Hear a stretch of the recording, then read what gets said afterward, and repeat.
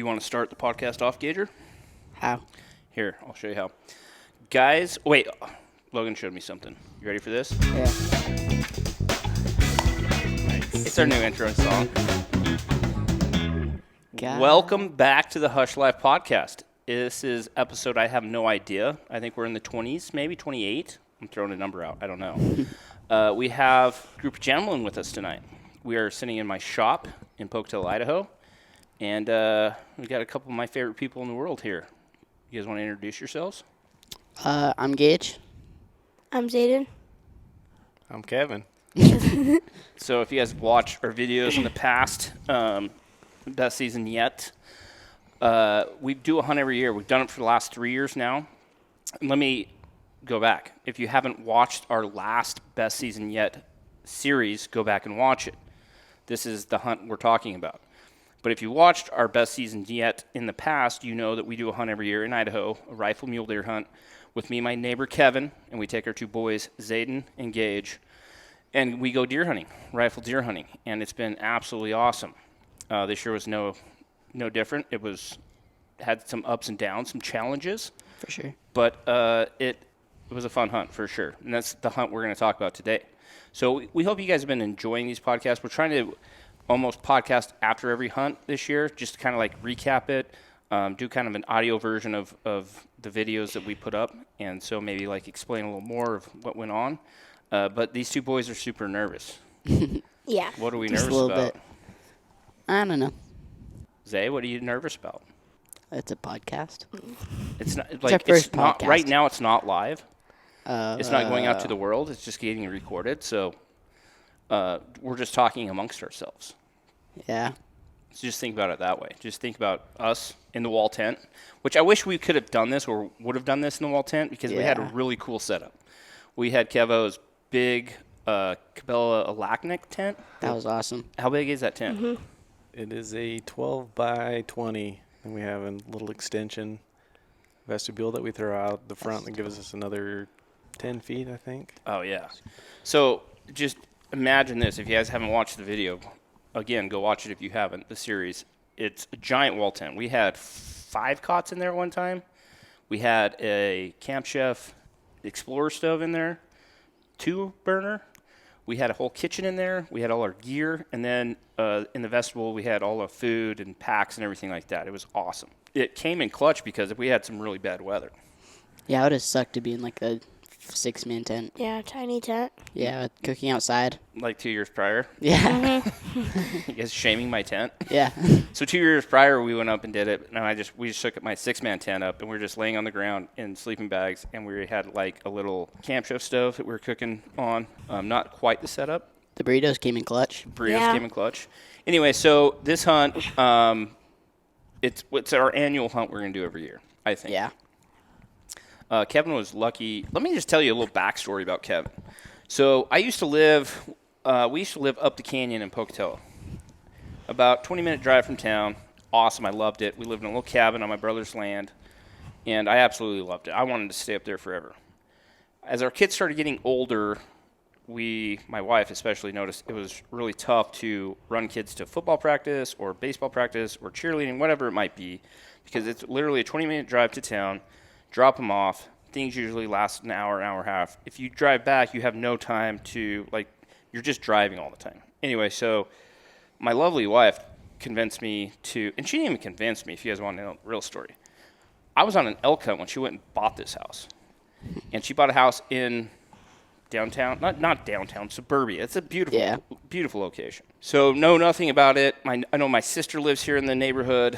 Know couple people I've known from the past because I grew up here that lived here. I'm like, yeah, sure, let's try it. Move in. I don't even think I talked to you yet. I don't think so. And we left for our Colorado semi-life hunt that we used to do every year. You know, I'm usually gone for 8 or 9 days on that hunt. And the neighbor comes over and talks to Kaylee. And I'm typically better at this, I would suppose, but maybe not. But the story I remember is Kaylee called me and she goes, "You're in Colorado?" I'm like, "Yeah, I thought I told you that." She goes, "No." I go, "Well, then how'd you figure that out?" She goes, "Well, the neighbor just came over and said if I need anything or any help because he knows that I'm in Colorado, that ask him and he'll help me out."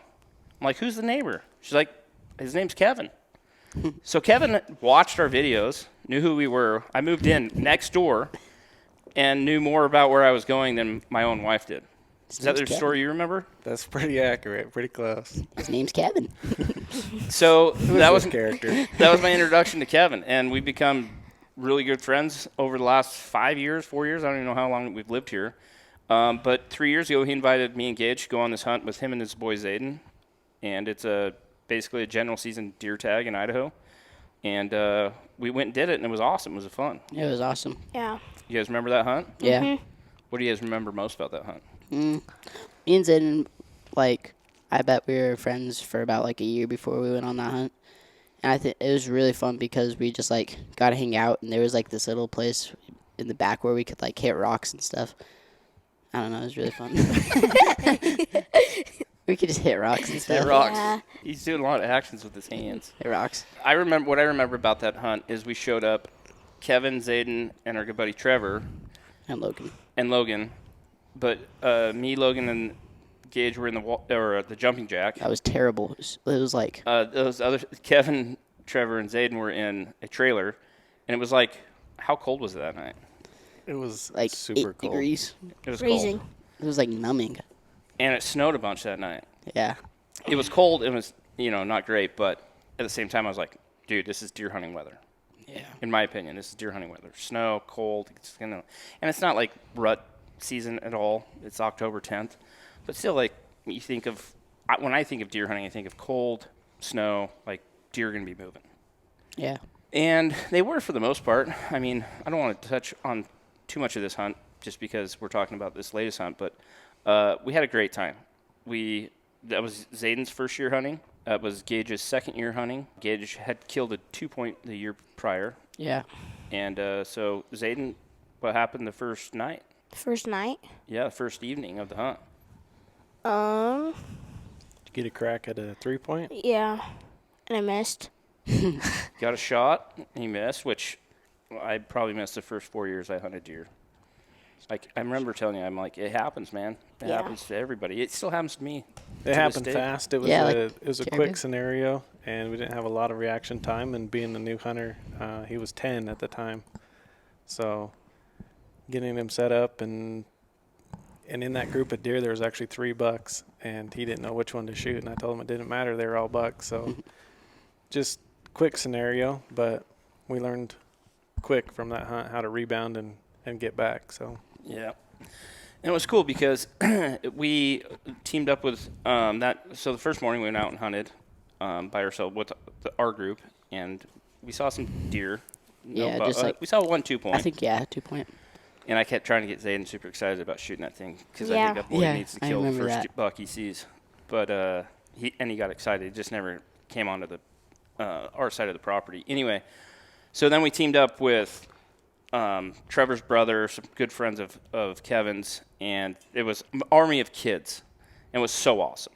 There Yeah, was it was- probably, 10 kids there? Yeah. Yeah. give or take somewhere in there. Yeah. Again, it's another group of guys that are getting the next generation of in their family out. So Yeah. It's just so cool Yeah. to see you.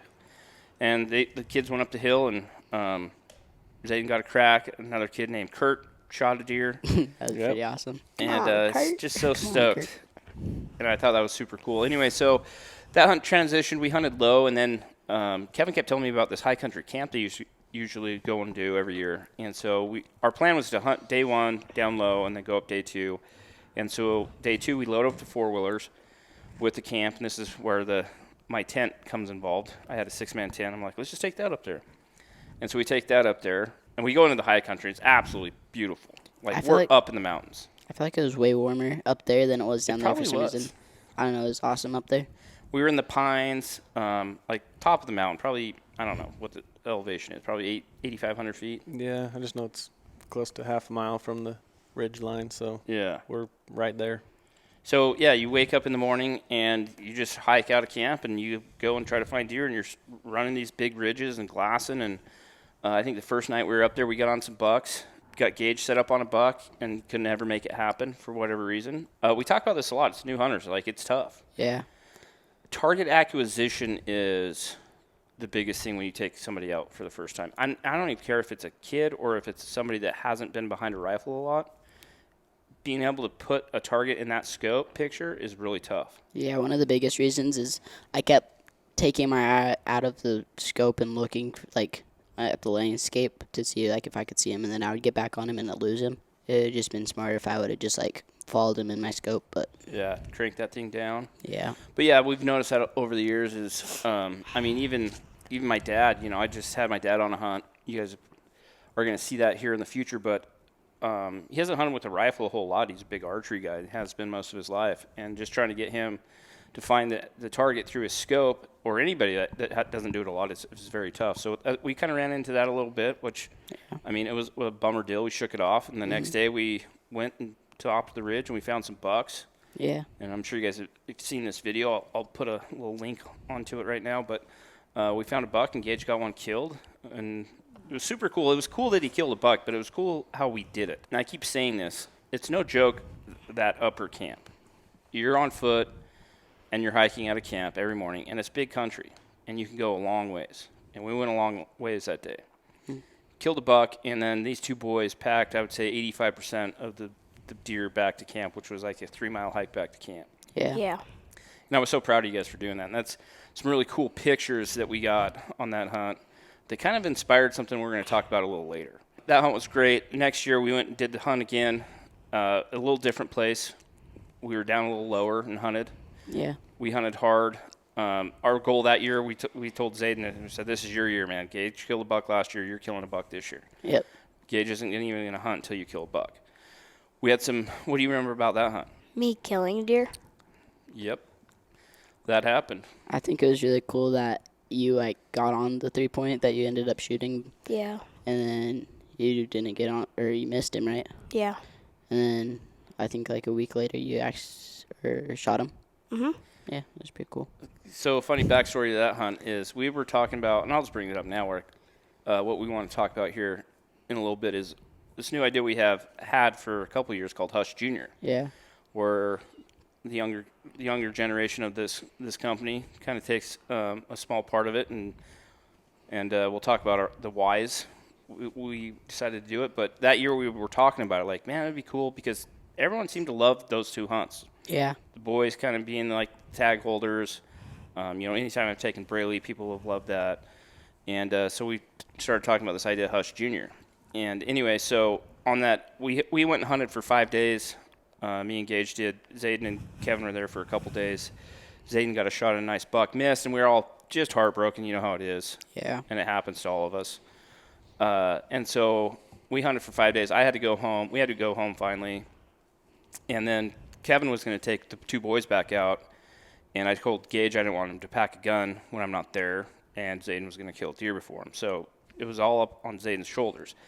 But before they left, I don't know how you guys feel about cell phones or with your kids or anything like that, but I went and bought Gage a cell phone, and I told him, I said, this is for you to film your hunt, because they were going to go back out. Like, this is for you to, I want you to capture everything. I want you to be in charge of it, and you capture the best content you can.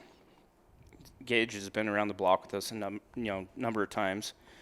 He kind of sees how we film stuff. Yeah. And so I was headed to Mexico. I had an elk tag in my pocket, and then these three guys were headed back out to hopefully get Zayden a deer, and Gage was cameraman at that point. Yeah. How'd it go? I think it went really well. I did B-roll like you guys usually do, and I did the picture with like the 2 pieces of the tags. I was really proud of that picture. I took what I know from what you guys filmed, and I used it. That was pretty cool. Yeah, it was. You guys did with you and Kevin's help as well. Like, you guys did a phenomenal job. We made a whole episode out of it. Yeah. Redemption Buck, I think is what it was called. Best season yet 3.0 Redemption Buck. Yeah. Yeah. And Zayden was able to harvest a freaking rad deer. Mm-hmm. What was that deer? 3-point? Yeah, 3x3. It was a 3-point that he was on opening. Alright. Yeah, same one you missed. Yeah. Mhm. So that was year number 2 of us doing this hunt, and then year 3 rolls around, and we make big plans to go do the same thing. But we're like, we've hunted the low stuff, we hunted the high stuff, and we all agreed like hunting the high stuff's just funner. Yeah. And you guys have been hunting it for how long? Well, it goes back a couple of years. I've hunted a couple times with with Trevor and just spending time up in the high country. Every hunt's different, so up in the high country is definitely different than hunting down low. I don't know. I think just with the scenario and with the boys, it's everything comes with its challenges, right? And then the quantity of deer. I wouldn't necessarily say quality, but we're able to see more in the past down low, and then give the boys an opportunity. It's kind of think why we chose to hunt where we hunted, but hunting up in the big country, I've got to hunt up there with my brother Cody. He lives down in Arizona, and so for him to be able to draw that tag, and that was my goal, was to get him on a nice buck, and it was able to happen up there. Biggest deer he's ever killed, and so we set the big Alaknak 10 up, or Cabela's Classic, and just it's a whole nother way of hunting. Yeah. So to get the boys up there this year with Logan and Casey, and setting that style of a camp up and designating a solid week of this is what we're going to do. Yeah.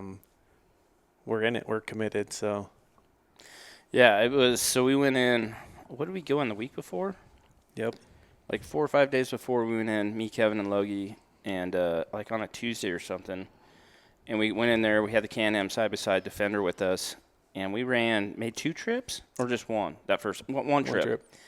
And we took everything up, and we set up a freaking camp, like a camp you would set up down on the road, basically. But we were up in the high country, and I was so stoked for this hunt. Just knowing that, being openly honest, me and Kevin were like, okay, we're going to have, because the hunt opened on a Sunday, so we couldn't take the boys up.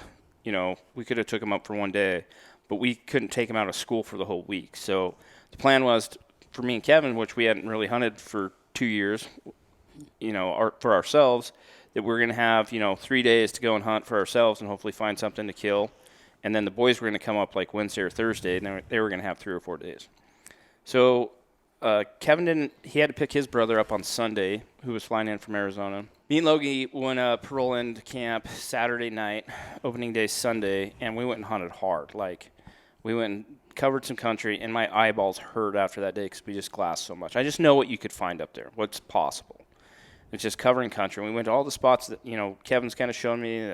I kind of looked at OnX, and we glassed, and we saw one buck that was, a 3-point, which was nice. It was a good deer, and I kept thinking in my head, I'm like, that doesn't get me excited, but I guarantee that will get one of these boys excited. So we'll just save him. So we hunted around, and then Kevin rolled in Sunday evening, and on the way in, he saw a giant deer. But where we hunt, there's motor restriction rules, and so you can't hunt from your vehicle. So if a road or a trail is not passable by a full-size pickup truck, you can't legally hunt off like a side-by-side or a four-wheeler. What you can do is you can pack your camp in, and you can get to camp, and then you have to hike from there. So Kevin's rolling into camp, getting to camp, and he sees a deer 60 yards off the road, which is an absolute stud. Yeah, he definitely was something that got us very excited. Yeah. And the sad part was he was right in our backyard. Yeah. Right in our backyard. Right? So, unfortunately, with the rules the way they read, that was pretty exciting. But we knew he can get a free pass. Yeah. But Yeah. at the same time, we had nothing but days, right? We had a couple of tags in our pocket, so that was kind of what gave us some good momentum going into it, that this is why we're here. This is why we're up here in the big country, is to find bucks like that. Yeah. So What did we call him? Domingo. Domingo, because we spawned him on a Sunday. Domingo. Yeah, Domingo survives and lives on, and we'll get an opportunity to Hopefully find him. he spread his seed this year. But we made a plan. So Kevin gets to camp, shows us video. I'm like, holy crap, man. I just hiked 10 miles today and didn't see anything close to that. So we make a plan to try to get eyes on Domingo in the morning. And so we, Kevin and Logie, go down to like close to where they see him. And the plan was for me and Kevin or me and his brother to go up on this ridge right above camp and glass back down to where they'd seen him. And I'm like, dude, I was just up there tonight. There's a really good angle in there. And so we went up there, and those guys went low, and we glassed until like 8:39, and then all of a sudden, man, fog rolled in thick. You could see it coming, and then all of a sudden it just overtook us. It looked like a tsunami wave. For miles, you could just see this thing coming, and it hit hit us at like 8:39, and you could see maybe at some points, like when it was good, you could see 80 yards, but for the most part, it was like 40 to 60 yards. So we had like nothing, and so we're like in the tent hanging out, which I'm glad we had an awesome setup, so we weren't so bored. But at the same time, like we kept walking outside, and we're like, hey, you can see 60 yards now, you can see 80 yards. And the way we hunt, we glass. You know, we walk a lot, and we get up on big ridges, and we glass for miles, and that's usually how we find deer. And so it just took away our ability to hunt effectively, I would say. And so that night, that whole first day, so that was Monday afternoon, Kevin had just rolled into camp. And we didn't even hunt from 9 o'clock on that whole day. And we hung out. I think we might have played some cards, told some stories, cooked some good food, had a good time. Which, I mean, you want to be out hunting, especially second day of the season, but, you know, if it's just not happening, it's just not happening. And having some downtime's good, I think. Because when it does clear, then you're motivated to get out. So next morning, we're making plans, but we're also watching the weather. And we wake up to Fog and snow. how many? Like 6 inches of snow? Well, it had snowed that night before, too. Yeah. Going into Monday, so it had dumped at least over a foot. And so we wake up to snow, which we're stoked about, but the fog's still there, and it's even worse. So that whole morning we sat in the camp just waiting for the weather to break, and then finally in the evening, it never broke. We're just like, well, let's go do what we can do. And we went out, and we hiked in a couple miles and set up and tried to glass, and you know, we got a couple opportunities to glass, maybe a couple 100 yards at the most, and it was just dead. Nothing was going on. We couldn't see. We changed our tactics and went to go cut tracks. Yeah. We were track cutters, stalking through the pines. That didn't turn out so well, but it was something to do. It was something to try. Yep. And sometimes, you know, especially been stuck in camp for a day, you know, 18, 24 hours, you're like, let's just go try something. It's better than sitting here. So we went to cut tracks and see what we could do, and it just didn't pan out. But the next morning was supposed to be good. And that was Wednesday morning? Mm-hmm. So Wednesday morning, Kevin and his brother only had the morning to go and hunt because Cody was flying out that afternoon. But the weather was supposed to be good, so we both took off. They went to one canyon, we went to a different canyon, me and Logan. And our plan was, you know, to stay out all day. We were cutting tracks, and then we cut cougar track, which is never good. You guys never saw much. Nope. And me and Logan went up, and we spent the whole day out looking around. And in my head, I kept telling myself, this is the perfect day to hunt deer. We just had a storm roll in, temperatures dropped, dumped a bunch of snow. It's clear, and now it's cold, really cold. Like deer should be moving all day, in my head. I think I fault myself at that because in my head, I tell myself these certain things, and the animals just do what the animals want to do. Yeah. We found out later, fast forward, what they were doing still in that weather and where they were still hiding. Just did not make sense, right? Didn't make any sense. So we spent the whole day out, and I was just blown away. I'm like, you know, you start guessing everything. It's the numbers down. Like, we didn't have a bad winter the year before. I mean, just all these things go through your head. But at the same time, you're still trying to be motivated. You guys know what we always say, like, PHA. it can take, PHA, it, you know, just takes one. It can change, like everything can change in the blink of an eye. All those things we tell ourselves to hopefully motivate ourselves. And, like, half the times I feel like when I'm saying that, I'm saying it to you guys to, like, give you an example. But sometimes I have to tell myself this and really, like, believe in it because it's true. Like, you can get frustrated really quick. And we were frustrated after day number 3. But the plan was for Kevin to take Cody to the airport and then pick up Zayden and Gage and bring him up, and then, you know, it was going to be their turn to hunt. Me and Logan spent the day out, and nothing happened. The Hush Junior crew arrived Wednesday night. And things started happening. And things started happening. Yeah, so Thursday morning was supposed to be good weather as well, and we went out, and we went and glassed our butts off. And we glassed a lot of country, and we covered a lot of country. And we ended up stopping at like 1 o'clock for lunch. Yeah. You know, 3 or 4 miles from camp. Mm-hmm. Everyone did their little mountain house thing. And typical Hush Junior Logie, I'll throw Logie in there with that. Yeah. Eat lunch. Take a nap. Take a nap. Die on the side of the mountain for an hour. Yeah. I do have a picture I want everybody to know, and I totally get Brian because Brian's the guy that's always the one that's still glassing, still looking. Everybody else is taking a nap. I did not take a nap. I kept glassing because I don't know, frustrated. Let's put it that way. I was going to say determined, but I was super frustrated that we hadn't found anything yet. And we had all that Casey's talked about up to this point, and now we have daylight and we can see and we can glass. I have a picture of Casey and Logan and Gage and Zayden all passed out together. Well, let's tell the whole story. Right How next long, to each other. How long was I laying on the ground? Long enough for me to take a picture. So And- I would say maybe tops 5 minutes. I laid down. I was like, I'm going to take a nap. Like, I'm tired. You know, we've been going hard. And then I'm like, Kevin, I'm like, frustration leads me to work harder. A lot of times people, like, get frustrated. They want to go home, quit. It makes me want to, like, okay, this pisses me off almost. Like, I want to make this happen. So I did lay down, and then I got up. I go, nope, that's a long enough nap for me. So we go and start glassing, and I always talk about angles. Like, you can sit on one point and glass all day long, but what I like to do is get on a point and glass it hard, and then even move like 50 yards and glass again, move 100 yards, glass again, move 200 yards, glass again, because it gives you different angles into a canyon or into a spot that you might not be able to see from that one spot that you started at. So you're always moving and glassing. So me and Kevin were doing that, and I just got to a point where I could see down into this timbered canyon enough that I felt like if something was there, maybe I would pick something up. And really, I was looking in the snow for tracks.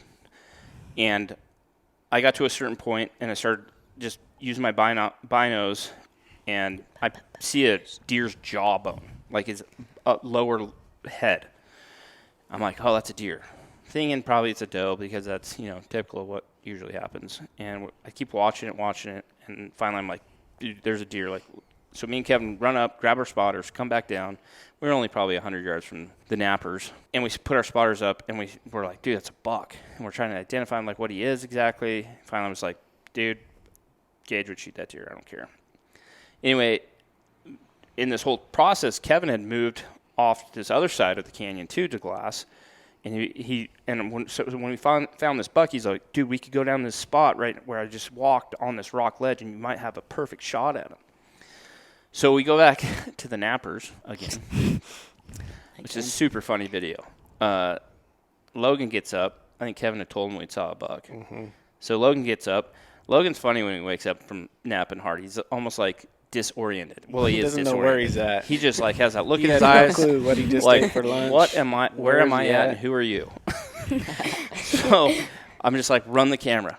And so he starts running the camera, and we wake Gage up, and we're like, Threw your snowball at me. bro, do you want to? Oh yeah, threw like 6 snowballs at me. Yeah. Finally, we get him up, and I'm like, you want to go shoot a buck? I He's like didn't looking at me, same disoriented look as Logan. I didn't believe you guys. And then he just lays back down like he doesn't believe me. Anyway, finally we get everybody up, make a plan according to like where Kevin had just been. And so we kind of stalked down in there, and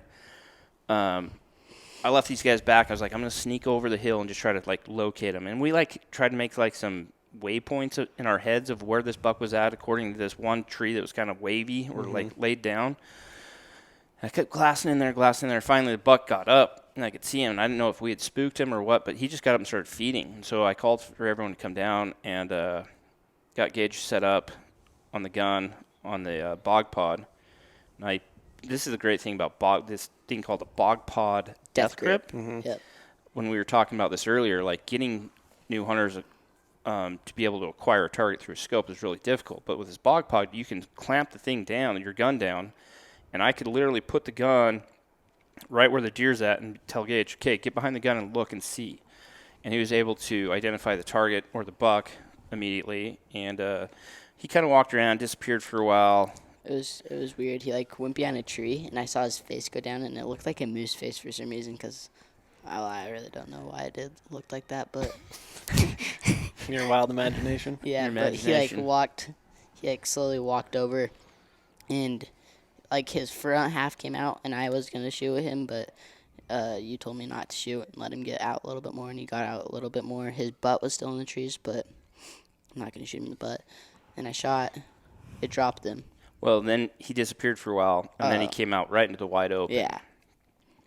Which, I mean, Logan was trying to get me to run the phone scope, which I should have to get the shot. But at the same time, when somebody I'm trying to get a deer for, or my kids have a tag, I kind of go into dad mode.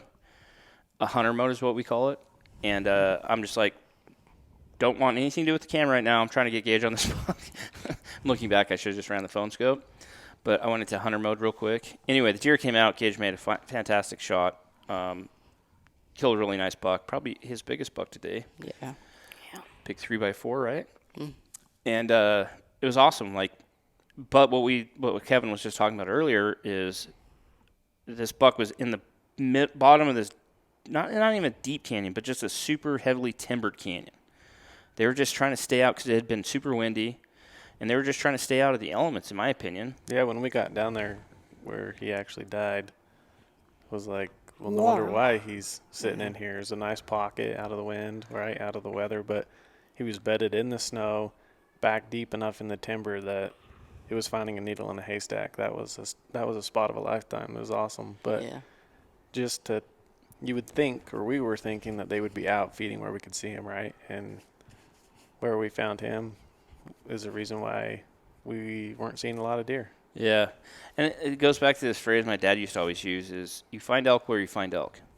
And, that might not make sense, but in your head, you're always picturing they should be here, because that makes sense to me. Mm-hmm. It makes sense that that's the feed they want. That's where they should be. That's where I've seen them in the past. But he was in that position because he was the most comfortable in that spot. You got down there, it wasn't cold, it wasn't windy, it was super calm, peaceful. Deer like to use their hearing sense to, hear for predators. Everything was perfect down there. And then it's okay, that's why they're here. And that's not why we're not seeing them. Is because they're in these big pockets because of the elements right now. Anyway, we had a heck of a pack out, which was pretty cool. It was almost, I think, to the date, 2 years after you shot your first buck up there. And we were basically on the same path back to camp. And we got it packed back to camp, and we had a couple more days to hunt. And I think the Hush Junior crew, including myself, decided to sleep in the next morning, which was well-deserved. Yeah. I think we taught Zayden some card games we played. Remy. And Kevin and Trevor went out and did some hunting, which was awesome because, like we said before, Kevin hasn't been able to hunt for himself really for the last couple of years. And so he got some time on the mountain with Trev. And it ended up being a super cool hunt. That was the only deer we killed. We didn't see a buck after that. It was a rough year. Yeah. It was a tough year, but that's what gets me excited about going back is I know there's big bucks up there. I know that we could go. We've never done, so it's gone. Gage killed the first year. Zayden killed the second year. Gage killed the third year. We have to have a year where they both kill.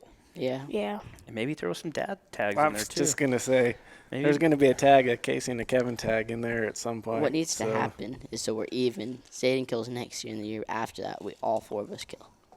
Yeah. You better put a better plan together than that. I think next year we just go in there and we ram blast and we all kill deer. This is the exciting thing is Gage and Zayden they're learning the country that we're hunting. They know where we like to go. They know our back trails, right? How we can get to different points from A to B faster. So that's the fun part about hunting an area that we're consistent at is we gain experience, right? We were able to find deer where we usually find deer. Just wasn't what we were looking for, and that's just how it goes. But they're getting a little older now that we're going to be able to cover country and cut them loose, do what we do, even when the elements are cold and windy, and we don't have to worry about having to hold their hand. Well, I tell people this a lot when people ask me, hey, man, I want to start hunting Idaho or, whatever it might be. I want to start hunting elk in Idaho. Where would you recommend? Or it might be some state I might not be super familiar with.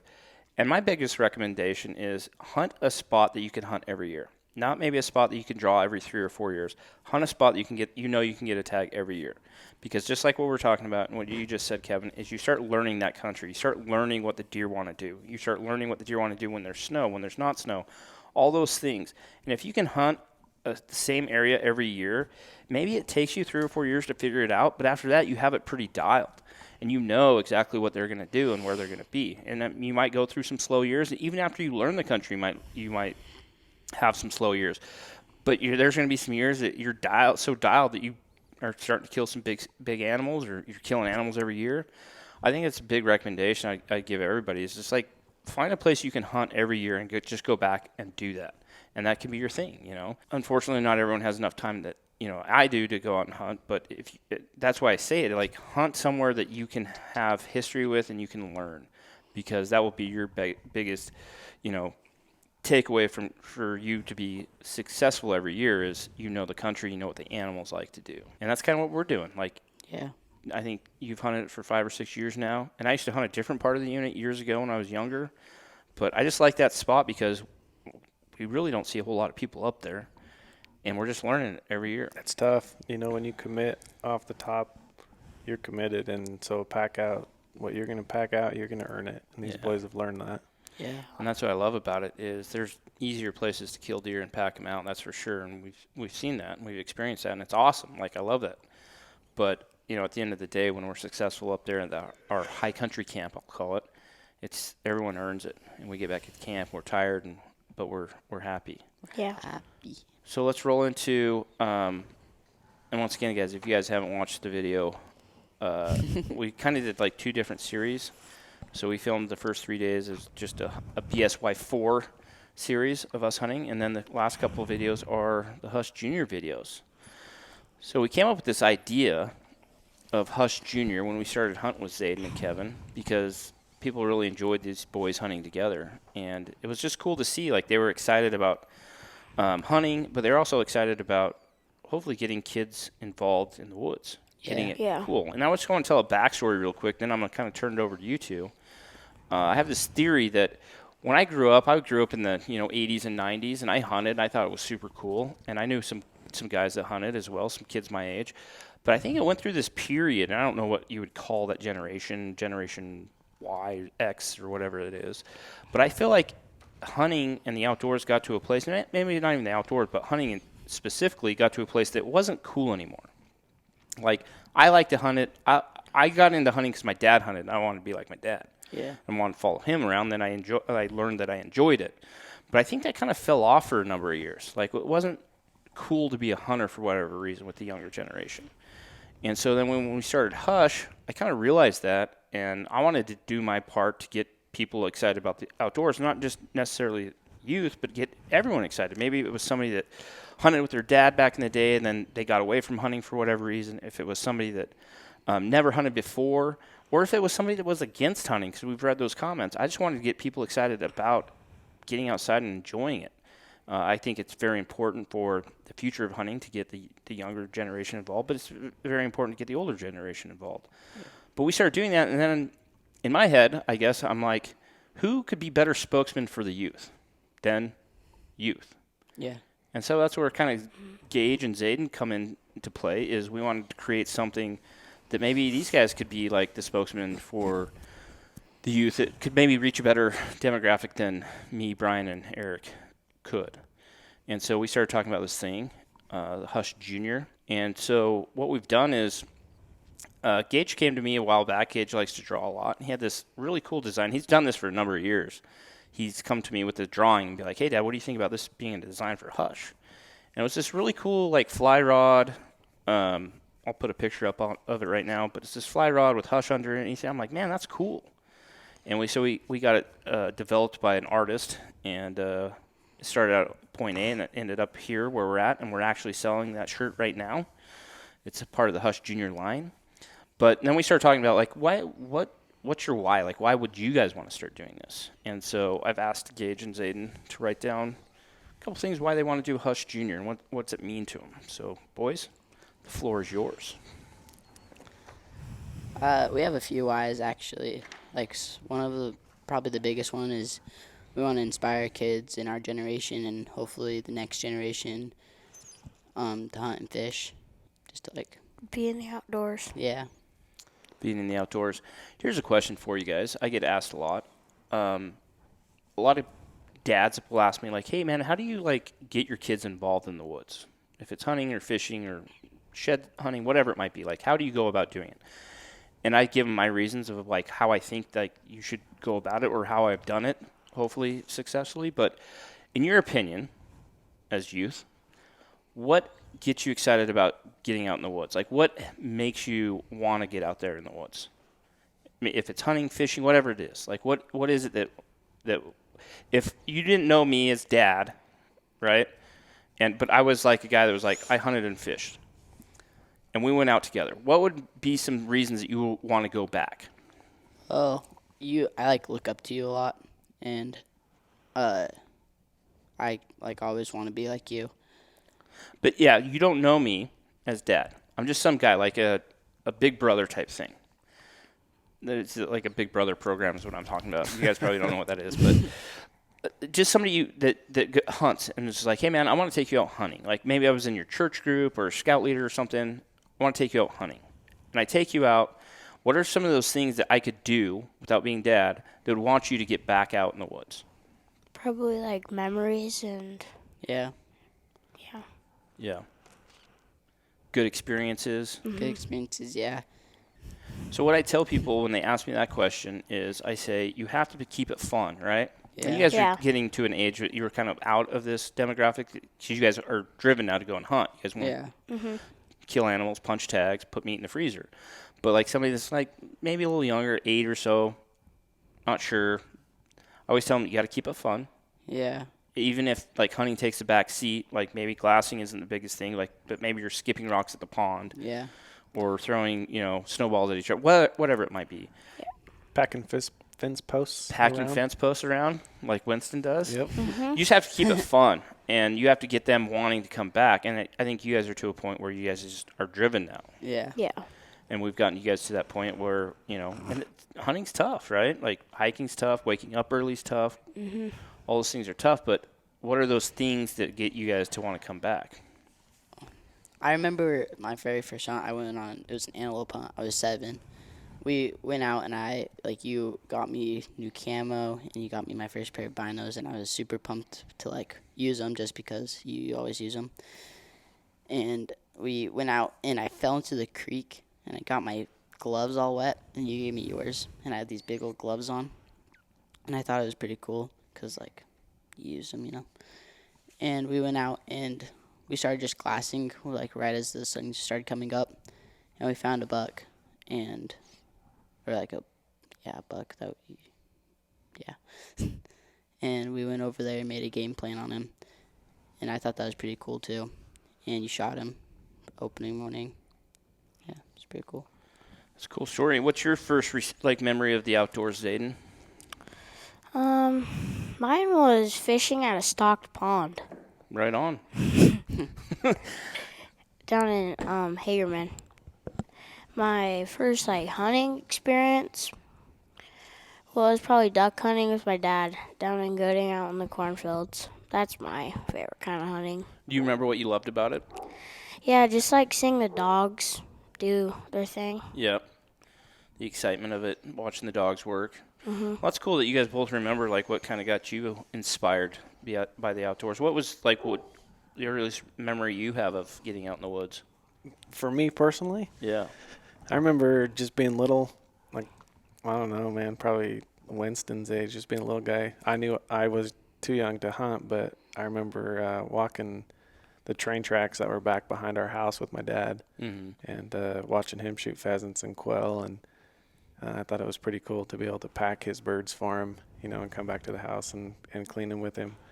So I was pretty young, but yeah. That's cool. I think I've told this story numerous times. I remember we lived in Arizona when I was super young, probably 4 or 5, and I remember going out on a dove hunt with my dad and his uncle, or his brother, my uncle, and them shooting some dove and some quail, and we actually cooked them on this old Coleman stove right out there out in the desert. And I was like, man, this is the way to live, We should just do this every day, Dad. But what really got my teeth really sunk in was when we moved to Idaho and my dad started archery elk hunting, and I would beg and plead with him to take me with him. And it's such a chore to take a 7, 8-year-old kid with you on a 5-day elk hunt when you're walking 10 to 15 miles a day chasing elk. And I remember one year he finally was like, all right. And I convinced my mom to let my dad take me out of school. I was 8 years old, first grade or second grade, and we went out in the elk woods and we chased elk for 5 days and listened to my dad bugle and the elk respond. I was after that I was just hooked to anything and everything in the woods. But it's cool because I always love to hear people's stories of what that got them involved. If it was when they were a kid, it was their dad, their grandpa, brother, or if it later time in their life, maybe a friend or a coworker. I always love to hear that story. Like, how did you get involved? So sorry to interrupt your guys' why, but let's talk about Hush Junior, because I think this is all part of like the why of Hush is just getting more people involved in the woods, and especially being able to speak to that younger demographic. Yeah. Another one of our whys is we just love the outdoors.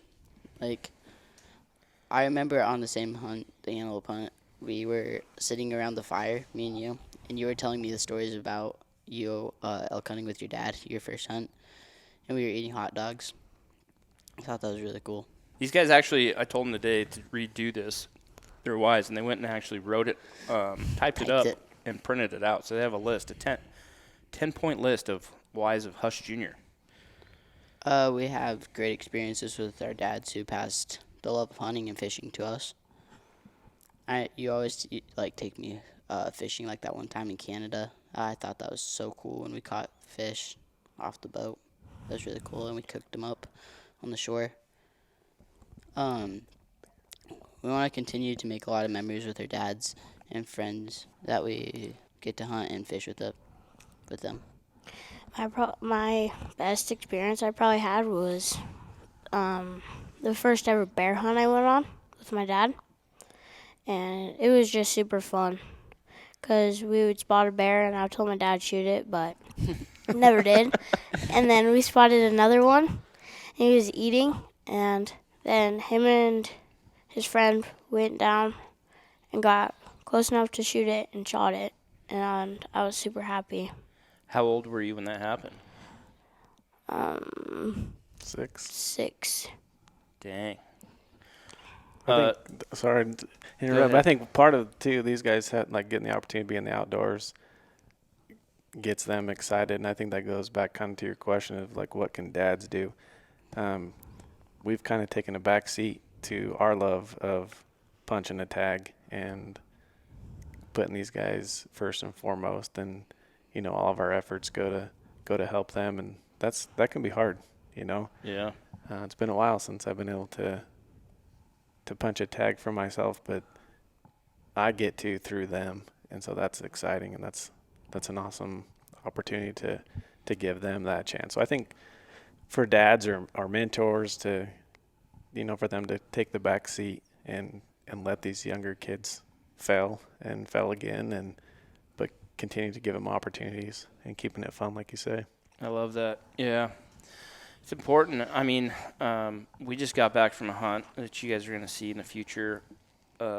We went to Colorado with my dad, who was the guy that got me, stoked about the woods and about hunting. And we moved to Idaho, and we hunted deer for a few years. I mean, we hunted deer every year, but my dad really got involved in archery elk hunting. Like, he would take his, vacation time or any time he had, and he would use it to go archery elk hunting. And he was hardcore at it. And so deer hunting wasn't, his number one priority. And he killed a few deer when I was young. I think I watched him kill 2 bucks, just nice little 4 points, one with a rifle, one with a muzzleloader. And then a couple of years ago, he was like, man, I really want to get back into deer hunting. And so I was like, sweet, I want to see you kill a deer. I haven't seen you kill a deer in so long. And so I got him a tag 3 years ago. I got me and him at some CWMU tags in Utah on a little piece of property. And we went and hunted, and it was really good hunting. He missed a couple bucks, and we never ended up killing deer, and it was frustrating. Like, I really wanted him to kill a deer. And so the next year I got him that tag again. We went back. It was just terrible hunting. It was earlier. We never saw anything more than a 2-point. He was even one night was like, I'll kill a 2-point. I just want to kill a deer. So we went back in, and the 2 points didn't even show up. So this year I'm like, all right, and it's frustrating when you're trying to get somebody, help somebody find success. I think it's more stressful, to be honest. You have no idea.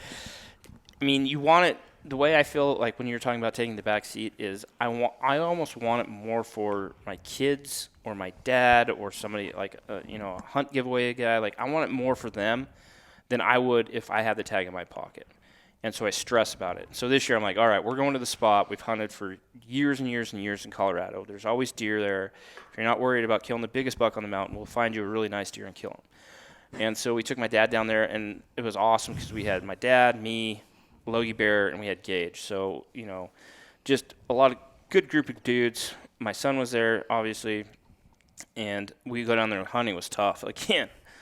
And it's an 8-day hunt, and then on day 7, we'd seen some shooter bucks, and bucks he would be so happy with, and it just didn't work out. And then day 7, we go out in the morning, and it's slow. And then I'm starting to think, man, it's going to be another year of not getting my dad a deer. He really wants one. He was working hard for it. And day 7, that evening, finally worked out, and he killed a deer. And it was just so cool. Like, he was so happy. And it had been 31 years since he killed a mule deer buck. And when he killed his last mule deer buck, I was 8 years old. I was younger than you. Time goes by fast. It goes by so fast. I wouldn't have thought after he killed that deer when I was 8 that it would be 31 years and I'd have a son of my own. A few of them and a few daughters. Yeah. Until I watched my dad kill another deer. Another cool story is when you were 2, I think at the time I thought it was a mistake, or after the point I thought it was a mistake. Logie had his tag, his first deer tag. He was like 15. And I knew this area that Logie got a tag in, so I was like, well, come down, I'll take you guys out. We'll go kill we'll go kill a buck. And I took Gage with me. He was 2 years old. I was like, I want to get my son involved in the woods, which your dad should. And we got Logie a deer like on day 4 or 5. And I told my dad, I go, just take Gage back to the truck, and I'll go help get Logan. I'll go grab the deer with Logan, and we'll take care of it, and we'll bring it down. Well, my dad was excited, so he was like, no. And me and Logan got up to the deer, and all of a sudden my dad shows up with Gage on his shoulders. And Gage had this little, cap gun that he's been packing around all week. And so we get up there, and Gage was not about that dead deer. I think he got some blood on his gun or something, but he was just not happy. And I was like, oh, my gosh. After that hunt, I told my wife, I told Kayla, I think I ruined Gage. He's not going to want to hunt. He was just so upset about seeing a dead deer, and he was young. He didn't kind of understand what was going on. But fortunately, 11 years later, he's hanging out with Dad still and doing stuff in the woods. Yeah. But I think that's what's important about, the idea behind Hush Jr. is just the idea of getting kids involved in it young and getting them to, and maybe it's not their dad. Maybe their dad doesn't hunt, or, but hopefully their uncle or a brother, somebody they know is a hunter and can get them out in the woods and get them excited about it when they're young. Yeah. Yeah. We want to make it possible to share our hunting and fishing experience with other youth. I think, sometimes I will, be watching YouTube, and I'll find, other kids, a little bit older than me maybe, but they'll be, fishing. I watch this one kid, and he catches these fish, and then he cooks them right after, and I think it's so cool. And that's probably one of the reasons why I really want to do Hush Jr. is I want to, make videos like that and share them with other people. Mm-hmm. Videos to inspire. Yeah. Yeah. As we learn, we also want to teach other youth how to fish and hunt and teach, the experiences that we've had. There's never a dull moment with these two. So I enjoy following them around and watching and hearing and listening to what they say and what they do. They really do love it. And it can be terrible hunting conditions or fishing, and somehow, some way they continue to laugh and have a good time. So it's fun to watch them. I agree with that 100%. Sometimes, I get frustrated with hunting or whatever. I want things to happen, especially with these guys. And, I'm frustrated, trying to glass, whatever. And these guys are just building a fire, cooking their mountain house, which I absolutely love doing every time, cooking food, which is a cool thing when you're kids. I'm cooking my own dinner or my own lunch. And I watch them, like you say, Kevin, and I'm just like, all right, take a step back. The hunting is just secondary. We're having fun. We're enjoying being in the woods. We're making memories. Yeah. And, part of the plan, Gage and Zayden had – so this whole Hush Jr. thing has become a corporation with Gage and Zayden and my other son, Winston. And so I think Winston's been fired a few times. I told him he was the vice president, I told him he was the president, and these two were his vice presidents, and then he got fired from that job. Anyway, It's been this funny ordeal of, these guys think, running this thing as, a corporation. It's just fun to see them get excited about, hopefully, getting other youth involved in the woods, getting him excited about it. Okay, Zay, read that one. Learning along the way how to make money, how to budget money, and how to spend money properly. Yeah. Now we're talking business. Yep. So now we're talking about running this, which I think this is important. You know, growing up, I didn't know a lot about business.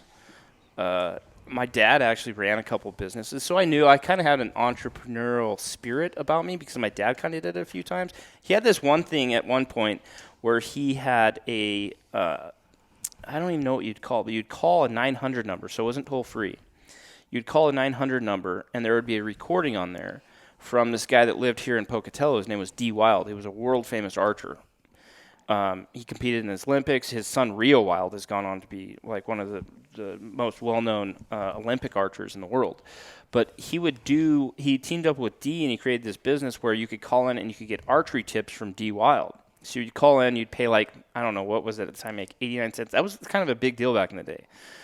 You'd call in and you'd get tips from D. Wild for like 89 cents a minute. That's sweet. And you created this business. So I kind of understood business, but not really well. I was pretty young. But now with Hush and like some of the other companies we've been able to create, it's a cool thing. I always tell Gage, like, hey man, like, what do you want to do with your life? What do you want to do with your future? Where do you want to go into? Yeah. And he's had a lot of ideas and things, but I say, like, running a business is something that's doable Really by important, anybody, yeah. you know?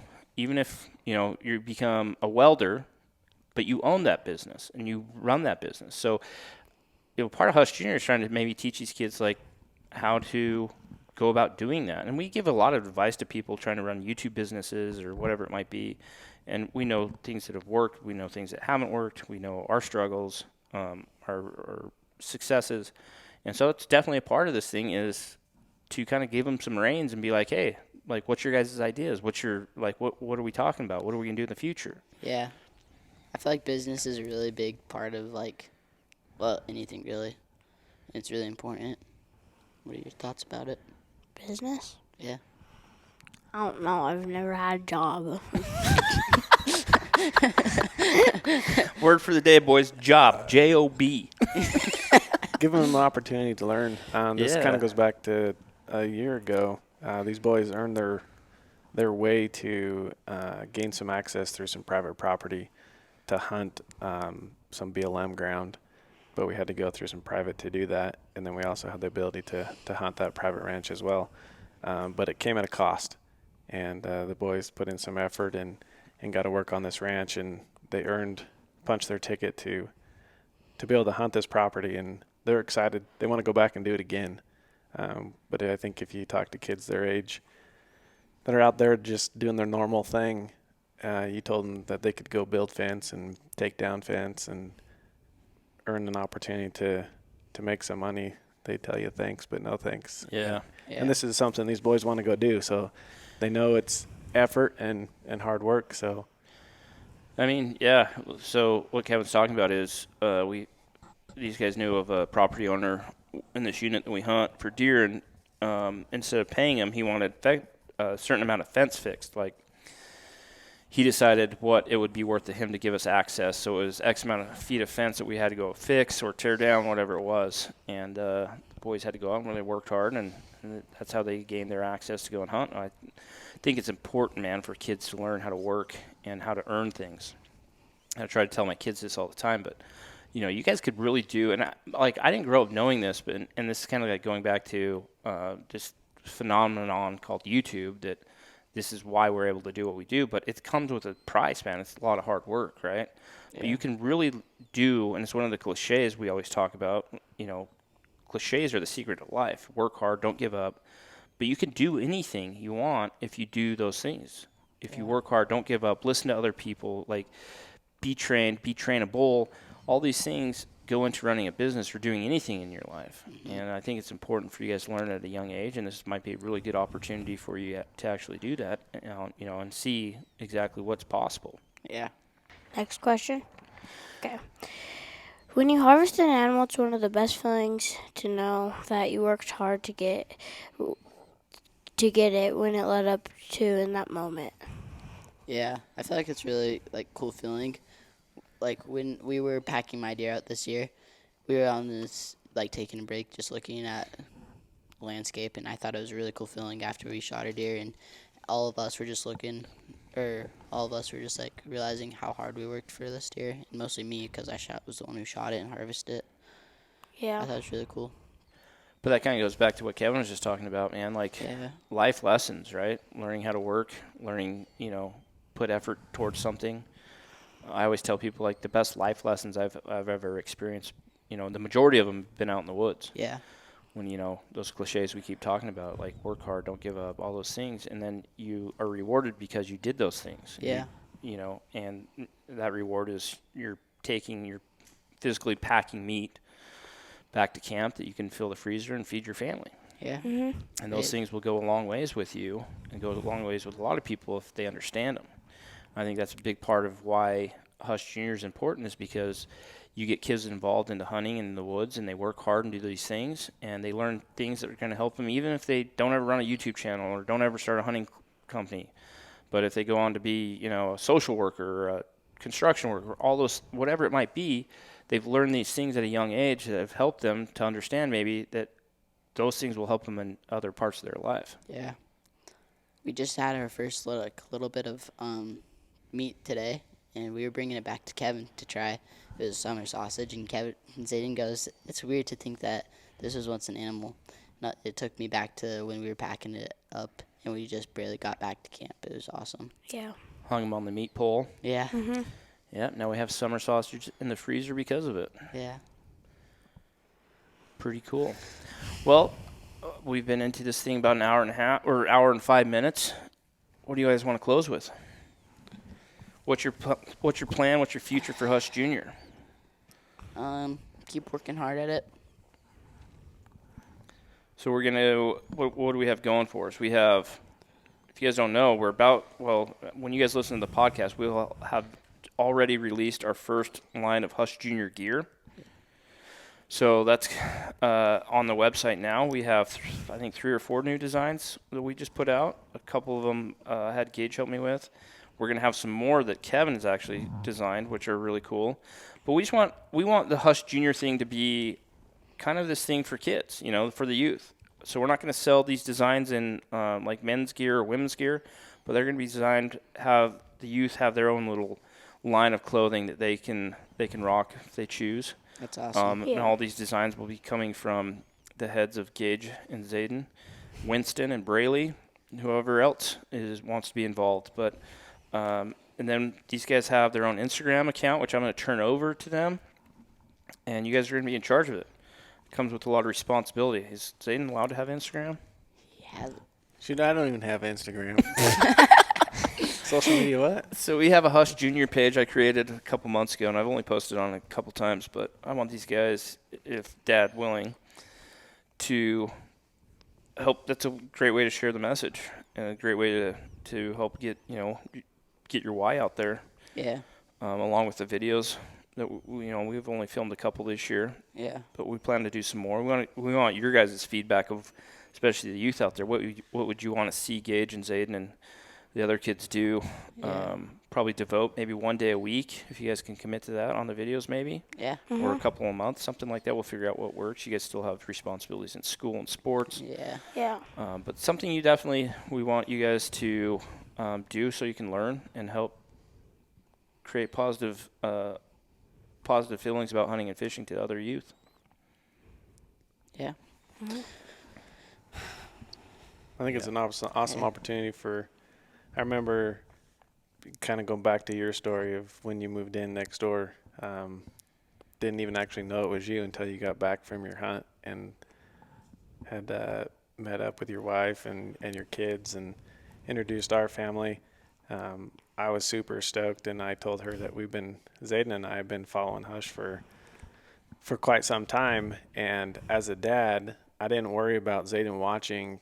He was molded at a very young age with hunting and fishing, and I had him in a backpack packing him as we were bird hunting, or he would actually sleep in my dog's blind when we were duck hunting because that was his blind.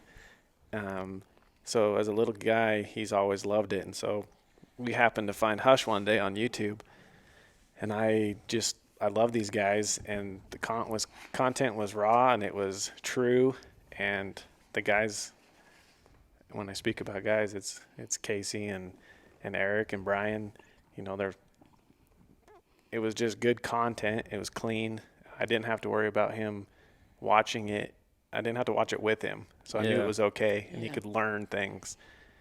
And when you guys moved in next door, that was pretty cool. And then these boys are inseparable with Winston, and they're the three amigos, right? Oh yeah. So to have these boys have the opportunity to put that kind of content out there for other young youth to watch, like Casey said, Zay and Gage are two of our favorite people, and spending time with them, we love it. We enjoy it. And so for those out there that get to listen to them, follow them, it's just going to be nothing but clean, good content. Yeah. Yep. I remember when you guys came into our house to like welcome us into the neighborhood. You had Zayden had his head down, and he just had a Hush hat on. I was like, huh, that's my dad's company. Well, I appreciate the friendship, man. I don't think we could have moved to a better place with better people. And, yeah, it's important to have good friends that like to do the same things you like to do. And I think, you know, going along with this, there's a lot of responsibility on your shoulders, and you're going to know that. Like going back to what Kevin says, we've chose to always share clean content because what's most important to me and to other guys is when we're at a show or we meet somebody that watches, I love hearing the fact that the dad or the mom will come up and say, just so you know, we watch your videos every night together as a family while we're eating or while we're, you know, after eating. That's always been so important to us because we want people to watch it with the people they love. And, you know, the youth has been such a big thing, and we want the youth to be able to watch our stuff and the parents not have to worry about it. And that's important to us. And I think that I feel a lot of responsibility because of that. And you guys are going to learn that there's a lot of responsibility that comes with producing videos and content.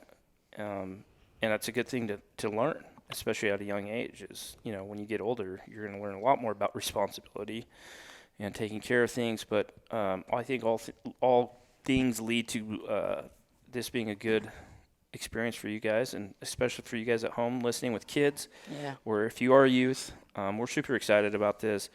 It's just kind of ramping up now, but we have a lot of big ideas for it. But we also love your guys' feedback. So just listening to this podcast, if you listened all the way through it to us just rambling, give us some feedback on what you would like to see Hush Jr. do, or what you would like to see it become. We have our ideas, but we always like to hear your guys' feedback as well. Yeah. Much appreciated. So, final words. Thanks for watching, guys. Yeah. For listening, I guess. Sincerely, Hush Jr. Zayden, final words. Thanks for watching. And, yeah. That's a wrap. Kevin? I don't know what to say about these boys. They just put a smile on my face. They do. No, we're excited for what's to come, and these boys spend a lot of time out in the driveway in the backyard fly fishing, and it's endless what they do. So I'm excited to see where they go. Yeah. Yeah, I agree. It's fun to watch them. I mean, they were going from casting their fly lines to learning how to use a bait caster, shooting their bows in the backyard, whatever it is. They're stoked about the outdoors, and it's fun to watch them. It's fun to be with them. I love watching you guys go through experiences, having struggles, having trials, and then, you know, working hard through it and then having success as well. But guys, we love you at home. We appreciate your guys' support. We can't say it enough. Thanks for watching our videos. Listening to the podcast. We're trying to be more consistent with the podcast. I think it's something that we're going to work on even further. But we appreciate all your support. We've appreciated your support over the years, and we hope you guys enjoy the Hush Junior. And hopefully you guys have been enjoying Best Season Yet 4.0.